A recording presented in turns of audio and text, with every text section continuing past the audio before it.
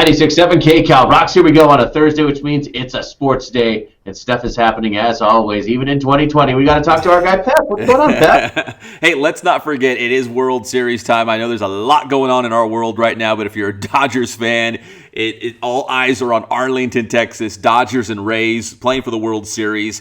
And Tampa Bay got them last night, guys, 6-4. So we are all even at 1 win apiece going into Game 3, which would be on Friday night. We've got a series on our hands.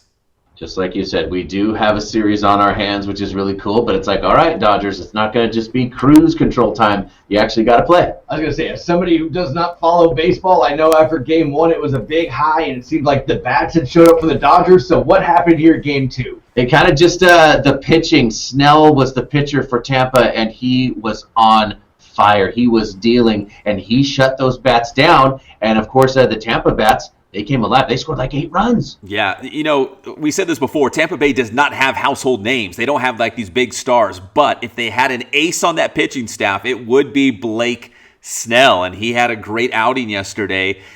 But, you know, again, can they keep that up? I mean, that was 1 win. Can Tampa keep throwing these great, starting pitching outings to kind of limit those Dodger bats? That's going to be the big question because, again, on paper, the Dodgers have a lot more talent. They do, but 40, I mean, I hope the IE doesn't get upset about this, but it's like Tampa Bay is IE-like. They're hardworking. They're scrappy. They're ready to play as a team. They're very dangerous. You say that over the Doyers? I know, it's hard to say, but I'm just saying. They're willing to, they don't care about being a star. They just want to win. So it's like, this is going to be a good series. No, you're kind of right. Dodgers are Hollywood, and the Rays are more 909, 951 kind of guys. Lunch pail. But I'm just a huge baseball fan. I'm glad we got a great series. I'm glad to see the Dodgers back in the World Series. And I'm glad to see the Rays, man. Nobody talks about the Rays. They have no stars. They don't pay their players a lot of money. But here they are playing for the World Series titles. That's fun in itself. I mean, until one Thomas Brady went down to Tampa Bay, why would we have talked about it before? It's like they say, Tampa Bay is such a good team, and nobody knows it, even their fans. No, you're right. I mean, and 40 brought up a great point. Tom Brady comes to town, and it's like, oh, we have a baseball team? Oh, yeah, I had no idea. It's all about Tom Brady and the Buccaneers now. Go ahead and put him in the World Series then. Yep. And I am going to talk about the Buccaneers in a second, but first we got a big Thursday night football game. Big. Giants and Eagles. Are you going to watch that 140? A combined 2.5 wins between these two teams. Of course I'm going to watch it because in my terrible division, this is big implications for first place. And look, I know I'm a homer, but my quick pitch here is the Eagles could go on a potential run. Our last 3 games were against pretty good opponents. We lost, but we kind of lost close. And we're about to play the Giants, the Cowboys, and then the Giants again. 3 pretty bad teams. We could go on a little bit of a run. Pep, no matter the record, first place is involved, and it matters. It's like you say, you got to get out of your own neighborhood. That's how it is in the NFL. You got to beat your division, even if it sucks. Yes, as bad as it is, beat your division opponents, and you will get to the playoffs. And 40, you talked about that 3-game stretch. If Philly doesn't go 3-0 in that stretch, I think I've lost all hope in the Eagles because the Giants are not very good. And we've seen what Dallas is without Dak Prescott, and they are awful. It's that division's really bad. I know on paper it doesn't look like it's going to be good, but if you're just looking for any reason to watch the game tonight, it's a heated division opponent. Mm-hmm. So if nothing else, it should be scrappy. And you guys know how it is. Sometimes these games that we think are going to be so awful aren't. Right. Yes. Yeah, you're right. It could actually be, they're so bad, they could actually be a really great game that comes down to the final drive. That's good philosophy right there. Yeah. Well, that's your Thursday night football game, but we do have some good ones this weekend, including Tom Brady and the Buccaneers taking on Derek Carr and the Raiders. That one is very intriguing.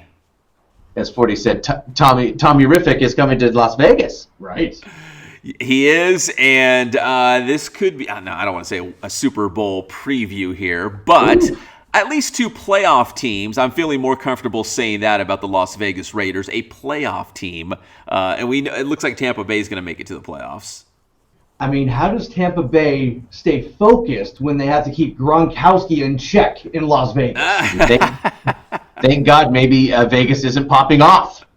No, hopefully for the Buccaneers, they have locked down Las Vegas. They are shutting it down, at least for the weekend with Tampa Bay in town, to keep Gronk out of all those places. But he, what's crazy too is like Gronk is so good. He's not even like he's not even Brady's number one target. He's out there, No. He's making plays, but he's not like the number one. He's not like the focal point of the passing game.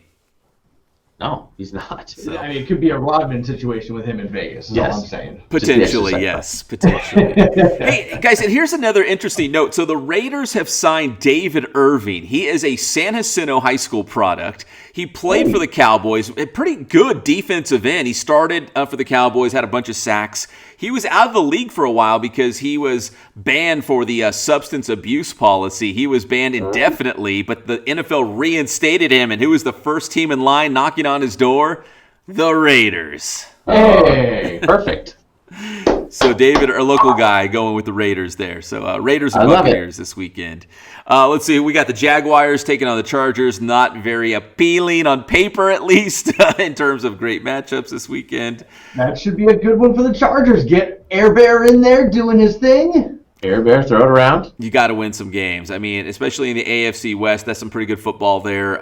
You've got to win those games that you should win, and Jacksonville's a game that you should win if you're a Chargers fan right there. That's a must-win game. Hey, and then on Monday Night Football, we've got the Bears and the Rams. And listen, people, when talking about NFC West or NFC, just the NFC in general, those top teams, people are not talking about the Bears that much.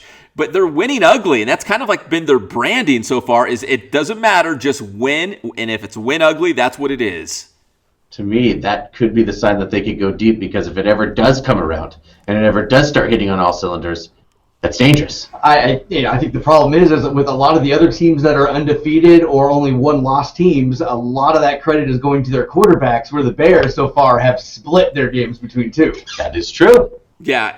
They're not scoring a lot of points. It's not been the quarterback. It's not been the offense. But they win ugly. But they're off to a great start in the NFC. And we've spent so much time talking about, Aaron Rodgers and Seattle and Tampa Bay. It's like, dude, Chicago's off to a good start right now. So keep an eye on the Bears. Bears and Rams coming up on Monday Night Foosball.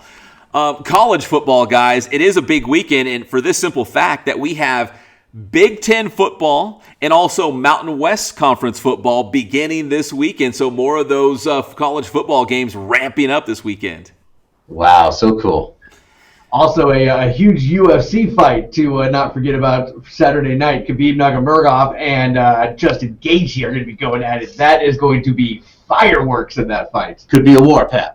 I was walking around the streets of Riverside, and I heard guys talking about that fight. Now, listen, there's all these things going on right now. There is the World Series. The Rams are playing great football. The Lakers just won a title, but these guys were all fired up talking about the fight. Of all things, man, they were fired up about the fight. A lot of the times these ones, like, they get hyped up, they kind of fizzle out. This should be one where these two guys just are two guys that want to throw down and go at it.